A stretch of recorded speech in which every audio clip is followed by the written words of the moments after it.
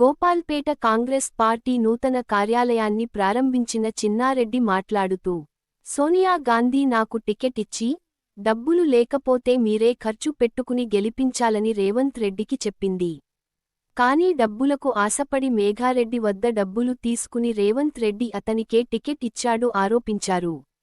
నియోజకవర్గంలో అభివృద్ధి పనులు ఎందుకు ఆగిపోయాయని మంత్రులను కలిసి అడిగితే, మీ ఎమ్మెల్యే పనులకు అడ్డుపడుతున్నాడని, కాంట్రాక్టులు తన మనుషులకు రాలేదని, పనులు ఆపుతున్నాడని, కాంట్రాక్టులు రద్దు చేయాలని చెప్పాడని వారు తెలిపారు. ఎమ్మెల్యే నా అనుచరులను కూడా ఇబ్బంది పెడుతున్నాడు.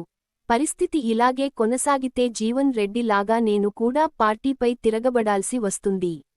రాష్ట్ర ప్రణాళిక సంఘం ఉపాధ్యక్షుడు జి. చిన్నారెడ్డి.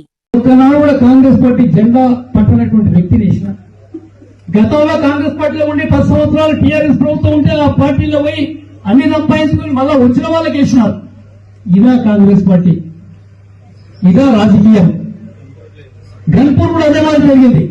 ఇన్ని తప్పులు చేస్తున్నా మేము భరించి ఊరుకుంటున్నాం.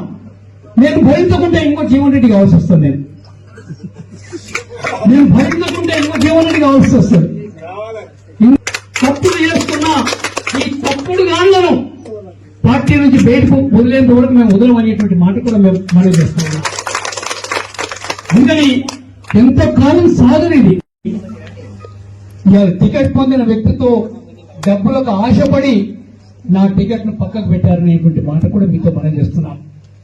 రేవంత్ రెడ్డి గారు పిసిసి ప్రెసిడెంట్ గా పోయి చెప్పారు, అన్నా ఈరోజు కాంగ్రెస్ పార్టీ గెలవబోతుంది, మీరు ముఖ్యమంత్రి కాబోతున్నారన్న మాట కూడా నేను చెప్పాను. ఆ మాట మరి నేనంత నిర్భయంగా వారే ముఖ్యమంత్రి అని చెప్పిన తర్వాత ఇంక భయమేమని చెప్పండి.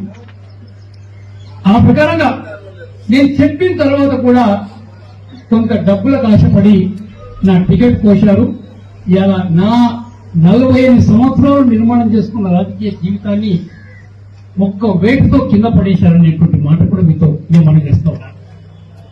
నేను పడిపోతే పడిపోవచ్చు, కానీ ఇలా వనపడితే నియోజకవర్గాన్ని పూర్తిగా నాశనం చేశారు.